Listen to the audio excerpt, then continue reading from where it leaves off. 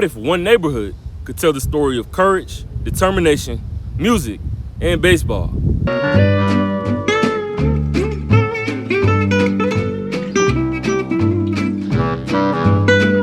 Well, he had a big problem. Mr. Wynn, he was a national award-winning artist who lived here in Jacksonville. He did that. The problem was he had with it was everybody gave him 9, 15, 20 names to put what face they wanted on it. So he just sort of combined them all together. Oh, okay. Today we're visiting one of Florida's most greatest hidden treasures, a place where dreams refuse to die, where legends once played, and where a community fought to preserve its own history. Welcome to Durkeeville, where history still lives. Before we can understand Durkeeville, we have to understand Jacksonville. Every city has a story, but few American cities have experienced triumph, tragedy, segregation, resilience, and rebirth quite like this one. Welcome to Jacksonville, Florida, a city built on the banks of the mighty St. Johns River, where history has been written for centuries. Long before the first streets were laid, this land belonged to the Timucua people, whose villages lined their waterways for thousands of years. In 1564, the area became one of the earliest European settlements that would become the United States. More than 2 centuries later, after Florida became a United States territory in 1821, settlers recognized the importance of the strategic river crossing. In 1822, Isaiah D. Hart surveyed and found the city, naming it Jacksonville in honor of General Andrew Jackson, the military governor of the Florida Territory, who would later become the 7th president of the United States. What began as a small frontier settlement quickly grew into one of Florida's most important ports, connecting commerce, transportation, and people throughout the Southeast. On May 3, 1901, disaster struck. A small fire ignited at the Cleveland Fiber Factory near La Villa. Fueled by dry weather, wooden buildings, and powerful winds, the flames exploded across downtown. In just 8 hours, more than 2,300 buildings were destroyed, nearly 150 city blocks were reduced to ashes, and around 10,000 people lost their homes. It remains the largest urban fire in the history of the southeastern United States. Yet Jacksonville refused to surrender. From those ashes rose a modern-day city, rebuilt with brick, concrete, and remarkable architecture, led by visionary architect Henry John Clutho. The city quite reinvented itself, but while Jacksonville rebuilt its skyline, another reality was built into everyday life, the Jim Crow era. For much of the 20th century, Jacksonville was divided by the laws of the Jim Crow. Black and white residents often entered separate doors, waited in separate railroad stations, attended separate schools, and even enjoyed separate parks and beaches. We visited Lloyd Washington and Miss Richardson of the Durkeeville Historical Society to find out a little more about what was truly holding them down and how they beat the odds. In Jacksonville, it was a WPA project. It originally started in 1946 and was finished in 1947. With it being a WPA project, it gave a lot of black men a chance to work. Out of every 10 black men, 3 had what were considered as jobs, and they were underpaid and underrated. And the other ones hustled. They did roofing, they did windows, whatever it took to build, to take care of their families. This project gave them a regular job. They really worked. If we have pictures that go back in Durkeeville and the other museum back to the 36 and 37, 46 and 47, and it shows them at work. So, and across the street from this, we're fortunate to have, is the baseball park. The baseball park is where we used to, when we were here, we did a celebration for the Negro League. We had as many as 17 Negro Leaguers who would come and join us every year. Edward Waters would play a game, and a lot of them, several of them became in the Hall of Fame. So it was nothing to you would be surprised to see who would show up at the game. But the thing about it was, they actually played in several different, the Monarchs, the Indianapolis Clowns, the Black Yankees. These guys, the black, and they really played good ball. But my thing when I think about the Negro League is they were not allowed to reach their financial potential. They were great athletes, and we just missed 60 years of great ball due to white baseball saying that they didn't want black players to play with them. So like I said, it was a fantastic 60 years, 60 of the fantastic ball players. And my favorite Negro League ball player is Cool Papa Bell. Cool Papa Bell was said to be, according to Satchel Paige, he was so fast he could turn out the lights, be under the cover, and sleep before the room got dark. And if Satchel Paige said it, it was gospel.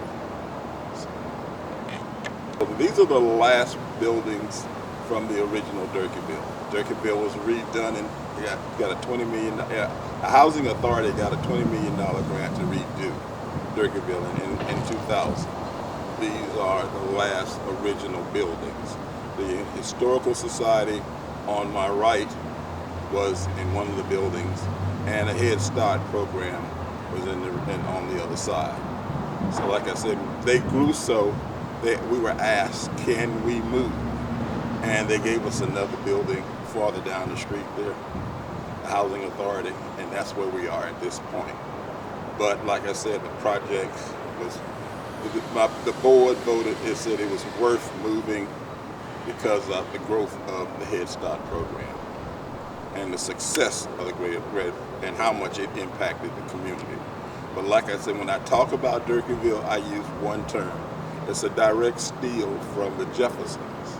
I said they're moving on up. Recognize the local Afro-American museums in the area, Clara and the Ritz, and we also remind them of Lakeville. And we encourage people to take a picture, go to the website, and travel up and down the state, because many of the people who come through us actually are going museum hopping. They're going from museum to museum, and we let them know where everybody else is located and how they can find them. So that never comes down. That's always up. Like I said, we have a lot of questions about it, which I'm glad of. And we're willing to, if we really need to get some answers, I'll give them Mrs. Barnes' phone number, and she'll call and tell them what they need to do. Any questions, Mrs. Barnes?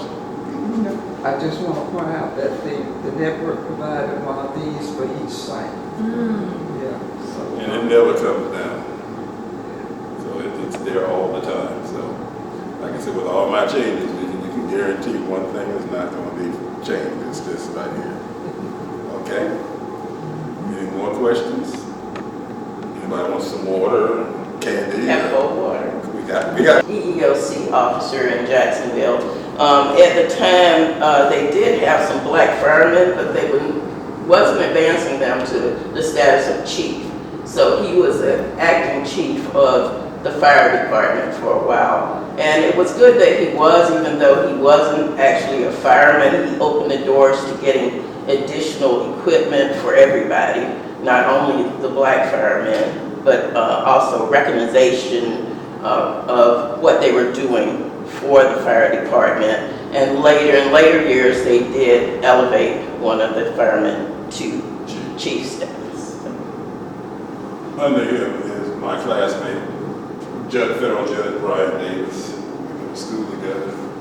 He was one of the marching, he was a drum major for when I knew him for marching Blue Devils. So, and Deep Sea Dawn, the reason she's up there, not because she's a woman, she went 7 miles to the deepest part of the ocean, and she came back.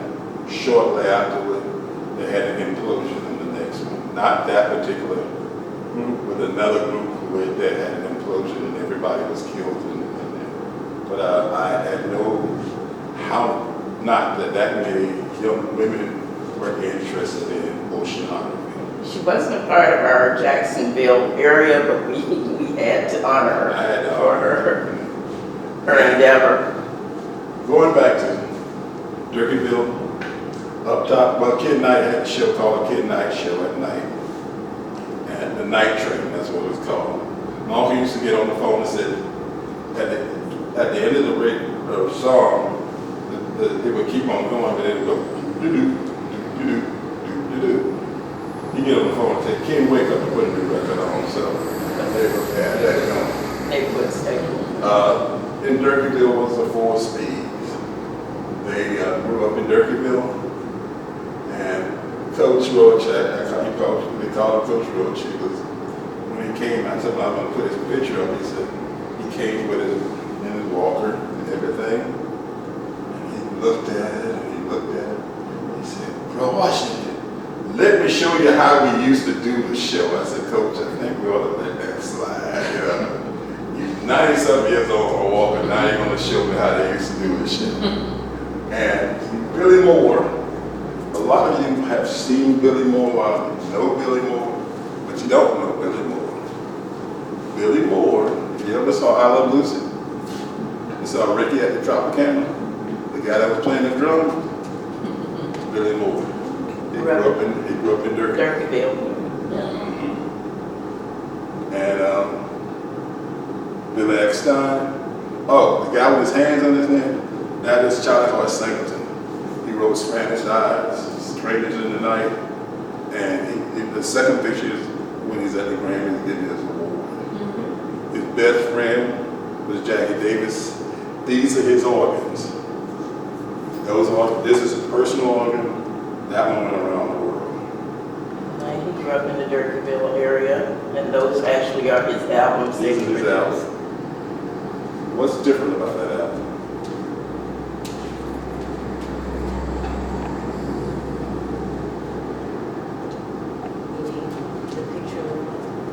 Yeah. Turn around. Keep It From Being Sold as a race album. I was thinking that one. Keep It From Being Sold as a race album. He's done that way. And Charlie Hoy Singleton, our vice president, is his granddaughter. He owned the rights to all his music, so they are still receiving royalties from his music.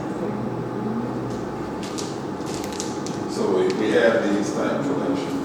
And Mrs. Moore, the lady with the glasses on, she was something special. She threw me out of the choir because she couldn't carry us to me with a drum. So I didn't hurt my feelings, but I was the offensive lineman. So that's cool. But she carried the choir around the world. They doing Jim Crow days. They flew. They went on boats, and they did everything they were not supposed to do. We're talking about 150 member choir. So she just went around. So she was someone special. Next to Mrs. Moore is, the guy, I told you I'll talk to the guy that shot all the pictures. See the big camera? That's Mr. Ween. He is the one that shot all the pictures that you see in the social life. He has a book of his own, and it's out of publication, but it talked about all the things. I'm getting the sign from Mrs. Richardson. Under the bottom, I talked to the statue that was built in front of the museum, the ballpark, was done by Mr. Wynn. Mr. Wynn, that was the chair of the New York Art Society. When the Queen Elizabeth came here, she asked him to do a special piece for him, and she took it all back to England with it. He also talked at Durkeeville Children's Art Factory. We talked briefly about Mrs. Washington. See, at that time we would match them up with young kids and stuff. See, came and I asked him to talk to us, and she talked. But in the middle of her, she would always say, every time that boy would come to Disney, he'd come down and we'd go have lunch. I called him the Rocket Man because he rode a rocket sled 62 times from 0 to 500 miles an hour for the study of space travel and the human body. He and his wife had a fantastic book. We learned also that the Montfort Marines were Marines who were not, black Marines were not trained with white Marines. So they bought their own place. That's Mr. Yates again. I went to school with with Renee Cersei. Her dad and her father were Tuskegee Airmen, and they didn't know about it until they called, Channel 7 called them one day and wanted to interview. And she said, my dad never said anything. Not a thing about it. Champion James. And, oh God, I can't think of his name right now. Don't forget D. Oh, please. Mrs. Parata. Then she walked up to me and says, where the women at? And she just proceeded to chew on me for about 5 or 10 minutes. And now, and we're going to put more up there too. So every time she comes, we're going to make sure we put more women up on that. We're going to take that section down, and we're going to put more women up there in the military. If not, I think she's not going to push me out, but she's going to give me that look, that military look. So that's where we are. Mrs. Richardson has given me the sign saying I should have sped it up. No song captures the spirit of perseverance better than Lift Every Voice and Sing. Mr. Washington took a 17-year quest to build and open the Lift Every Voice and Sing Park and Amphitheater in the heart of Jacksonville in historic LaVilla. He's a type A personality. The reason I say that is he does everything. When he turns it loose, you can tell he's done all his research, everything is done. Most people don't realize when you look at this piano is 26 parts. So we had to make them all the different parts and fit them together. And this is the piano of that era. So the house that they would have. We were excited to see the park after hearing Mr. Washington's report at the 2026 FAAHPN Leadership Field Conference. When it took 17 years to advocate for it, it's open. We now work currently where the Durkeeville Historical Society has become an award-winning museum. And also we're working on the oldest baseball park in the state of Florida. It's now named the J.B. Small Ballpark. We were donated $9.5 million from NLB, so it's now becoming Hank Aaron Infield, and we're putting up a brand new museum in the middle of summer, which I'll have the pleasure of curating. So I am asking all, if you get a chance, please come to Jacksonville and come see the Lift Every Voice and Sing. Thank you. What we imagined paled in comparison to what we saw. We sat down with Mr. Washington, who introduced us for the first time to the Lift Every Voice and Sing Park in Jacksonville. And brought dirt on the ground. I was standing across the street to watch it. Because like I said, that was 17 years invested into getting this place. You see where the top of the tube where it says Lift Every Voice. It was a tractor on top of there bringing in dirt. So I said, oh man, that'll be it. The guy said no. 3 weeks later, 2 months later, the dirt was down to half the size. So he said, dirt has to settle.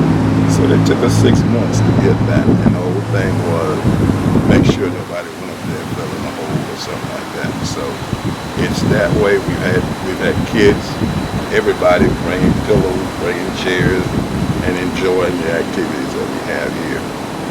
It's been an ongoing, it's still an ongoing situation, but we're learning.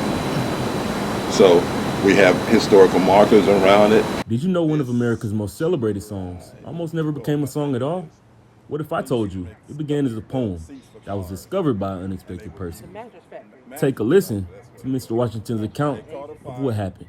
Most people don't know that the poem actually sat dormant right here in Jacksonville for 5 years.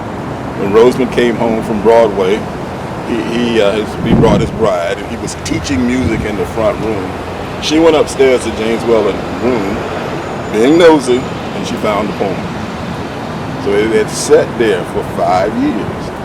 Not that he was just, James Weldon just, that's all that man did was write and did books and write poems. Now he was something else. He just wrote poem after books, educator. I have one question which I have nobody has never been able to answer for me, is that why isn't anybody in their family buried here in Jacksonville? Not even in the old cemetery, there's not one buried here. So that's a question I asked, and nobody's been able to answer for me.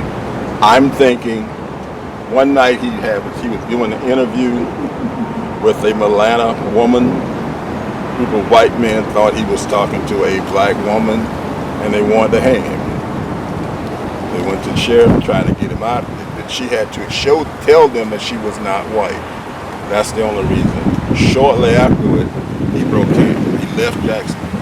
Out of all the success he had been, his very first publisher, very first black lawyer, school teacher, all these he just dropped and left.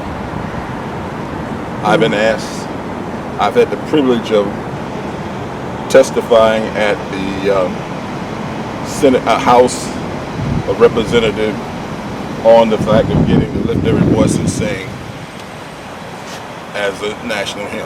I had that privilege. If you want to look at it, it's on C-SPAN. But the thing is, politics were, you had a new election and it sort of got lost in the wind. But like I said, it's here.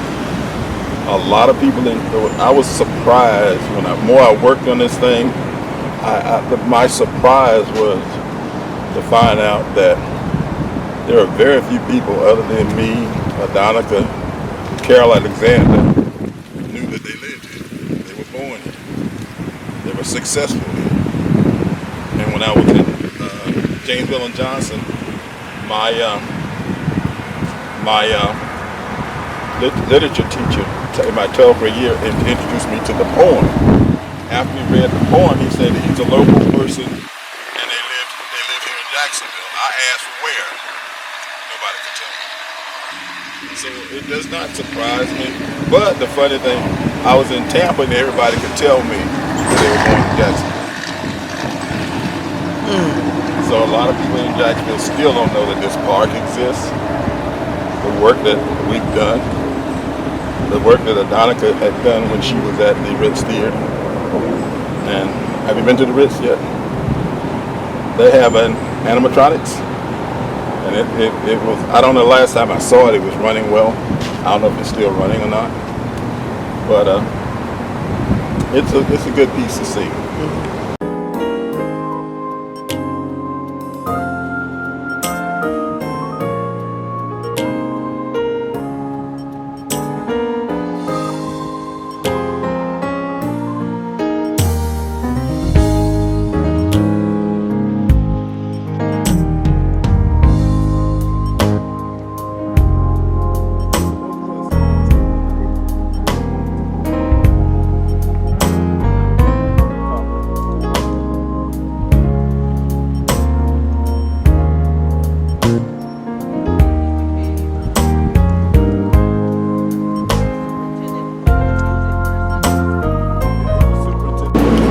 As far as all the way to the top with their pillows and their chairs and stuff like that.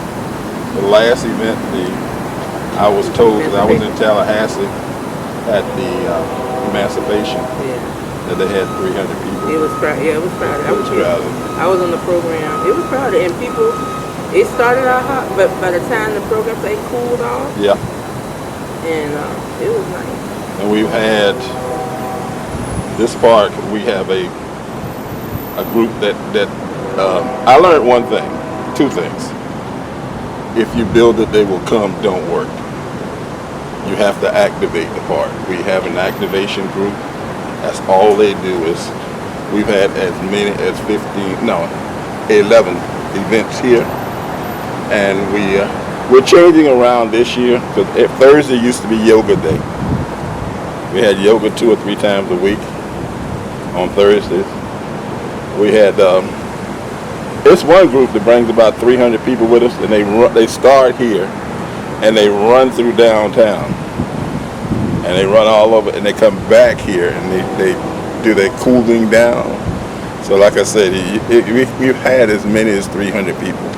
Our event that I'm pushing for is a jazz concert.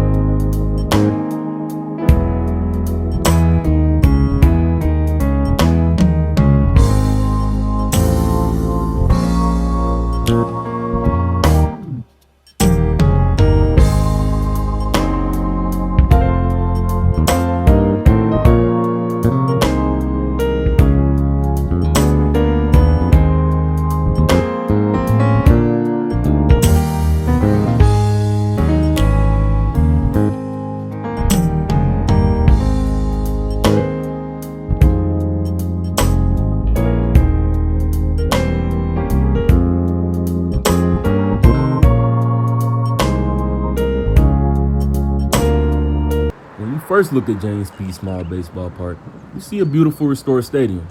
But look a little closer. What you're really seeing is a community reclaiming its history. For generations, this field has been a place where young dreams took flight, where athletes sharpened their skills, and where the legacy of Negro League Baseball continued to inspire future generations. Today, thanks to extraordinary vision and years of dedicated work, this historic landmark has been transformed into one of Jacksonville's premier heritage destinations. Leading that effort has been Lloyd Washington and the dedicated team of the Durkeeville Historical Society. Together, they envisioned far more than a renovation. They created a living tribute to the players, families, and community members who made this place legendary. 40, the Negro League came here. You had people like Satchel Paige, Cool Papa Bell, Buster Hare, Art Hamilton. These people who played in the Negro League. Art Hamilton lived across the street. Buster Hare lived across the street. Art Hamilton lived down this road. And Hank, during the time Hank Aaron played there, he married a young lady by the name of Lucas, and they lived 7 blocks up the street, and he would walk to play baseball every day. So it has quite a history, from Bonham and Bailey Circus to gospel shows.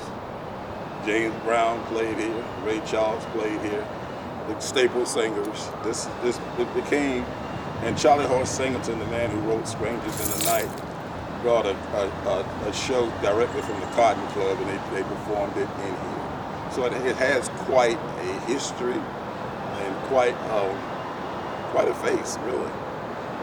Personally, I played baseball here. I got hit in the back of the head with a baseball bat when I was a catcher. Did not like batters who stepped way back in the box, but that's the way it was. And I scored my only touchdown as an offensive interior lineman. We didn't get a chance to touch the ball often, but that was my opportunity, and I scored my only touchdown here. So it'd be a parade for me. But like I said, right now we're in the middle. This is the end of the season. Edward's College went to the playoffs. I don't know how they did in the playoffs. Stanton College Prep, this is their home field also. I don't know how they played out this year, but a couple of years ago they were in the playoffs. So the field is actually being used. We have several travel teams that come here, and we have a group. The other day I was called and said, Mr. Washington, can you open up the museum? And I did. There were 300 kids here. So that was interesting in itself. But it's definitely being used. Welcome to Hank Aaron Field. This is our newest project that we're working on. The project was given a $9.5 million grant by NLB.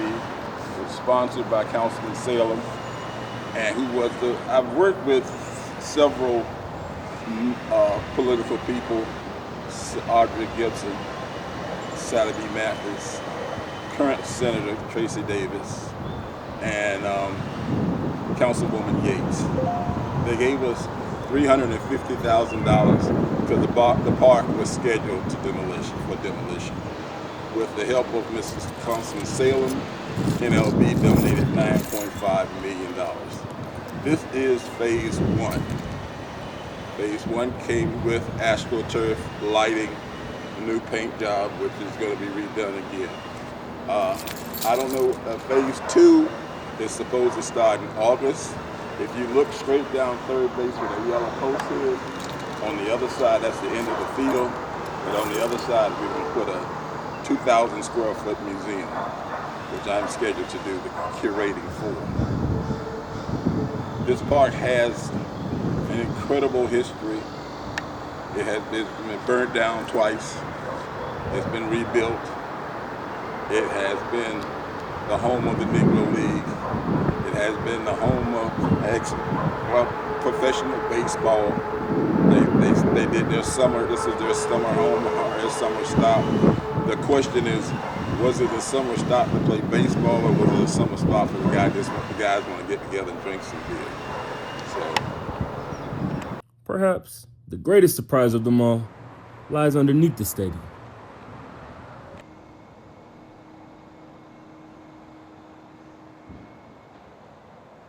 we're now in the museum under the ballpark.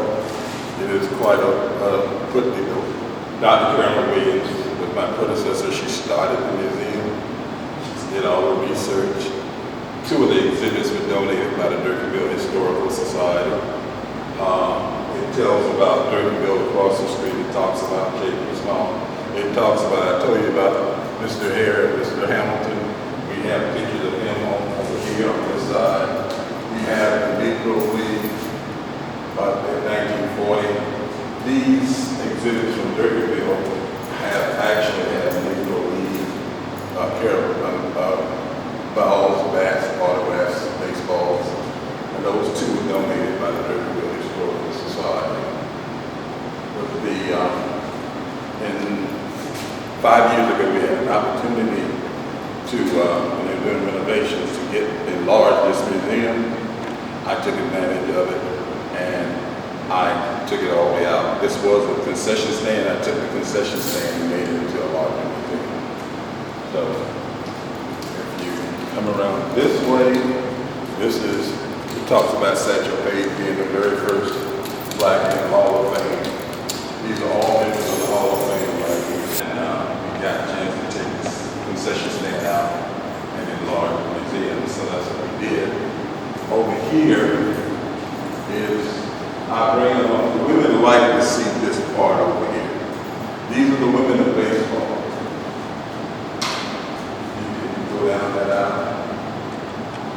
These are some of the logos of the Negro League teams. The big J is Jacksonville Redcaps. That was the local team. If you were be a Jacksonville Redcap, most of them worked at the train station. The team was sponsored by the train station. Each train station had its own different cap. So a lot of times you would go there and it would have the color of the cap here in Jacksonville with the red caps. So that's how they became the Jacksonville Redcaps. And Sherman, he was the very first Black. Satchel Paige was the very first Black to be inducted into the Hall of Fame. Next to all these men on there and women are in the Hall of Fame. Not the Negro Hall of Fame, but the Hall of Fame. We talk about the Sally League, and right next to you, the little known fact that James Weldon Johnson played baseball here. Here's a story that often goes untold. Did you know that women also left their mark on Negro League baseball? Let's take a closer look at the remarkable women whose passion, perseverance, and love for the game helped shape the legacy of the Negro Leagues. Was the fact that we got a roster from the National Negro League. So everybody you see on these walls, and part of these 124 Negro League cards, are I didn't want anybody to come back and say, well, he wasn't in the Negro League. So everybody we checked every last one of these things. As far as the women of baseball, Connie Morgan, she played with the Honey Drippers. Recently, she was a catcher for them for 5 years. And recently, the Jumbo Shrimp, she had a jersey swap, and they came out as the Honey Drippers. Next to her was Connie Morgan. Connie Morgan was nobody like Connie Morgan. Reason was she would not play the short dress and makeup. She said you can't play baseball that way. And another reason, she was better than a lot of her male counterparts. She was a fantastic ball player. Then the most famous one and the last one was Mamie Peanut Johnson. Mamie Peanut Johnson was 5'4". I have not completely confirmed it, but most of the information I had, she had an 80-mile-an-hour fastball. But she wasn't stupid. She also had a teammate by the name of Satchel Paige, who helped her with her pitching repertoire. So those are the women of baseball. They said there's one more. I'm still looking before we go to the other museum to put her up there too. But as far as I know, and for on the Negro League roster, these are the 3 women who played professional baseball. When most people think of the Negro Leagues, they picture legendary men like Satchel Paige, Josh Gibson, Cool Papa Bell, or a young Hank Aaron beginning his remarkable journey. Before highlight reels, social media, and televised games, baseball cards gave fans treasured connection to their favorite players. Each card captures the face, team, career, and the legacy of an athlete who competed during an era where black players were denied access to Major League Baseball. These men traveled city to city, played before packed crowds, and delivered some of the most exciting baseball America had ever seen. You have not lived till you've been in this place, and you got 2,000 people jumping up and down on top of it. The vibration goes all the way to your toes. So it's quite a... Every great game needs a great voice. The players may have been making history on the field, but someone had to be bringing all of that excitement into the homes, barbershops, and neighborhoods across America. That someone was Sherman Leander Rocco Maxwell. Long before today's television analysts and play-by-play announcers, Rocco Maxwell was breaking barriers behind the microphone. Widely recognized as the first African-American sportscaster, he gave fans something they rarely experienced before, the chance to hear black athletes celebrated by a black voice that understood the significance of every pitch, every catch, and every home run. His broadcast didn't just describe baseball games. They inspired pride, united communities, and proved that representation mattered both on the field and in the broadcast booth. As a young sportscaster myself, it's impossible not to appreciate pioneers like Rocco Maxwell. He opened the door for generations of broadcasters who would follow. The only thing I truly regret was I got started on something and I spent more time. Communities aren't just remembered because of buildings. They're remembered because people cared enough to preserve the stories inside them. Lloyd Washington, Miss Richardson, and countless volunteers refused to allow Durkeeville's history to disappear. Instead, they built museums, restored stadiums, honored heroes, and created spaces where future generations can discover who they are. Every exhibit, every photograph, every baseball glove, every song tells us something important. History isn't behind us. It lives wherever people refuse to forget. I'm Jayvon Adams. Thank you for joining us for another exciting episode of Culture Keepers of FAAHPN, a podcast and documentary series brought to you by the Florida African American Heritage Preservation Network. We invite you to subscribe to this podcast on YouTube, Gift TV on Roku, and mobile devices, Spotify, and Podbean. If you enjoyed this show, please let us know by liking, giving us a review, or sharing the link to all your friends. You can also follow us on Instagram, TikTok, and Facebook. This program was made possible by grant funding of the U.S. Institute for Museum and Library Services and Florida Department of State. And if you'd like to see more content like this, your financial support is appreciated. You can make your tax-deductible donation online at FAAHPN.com/donate.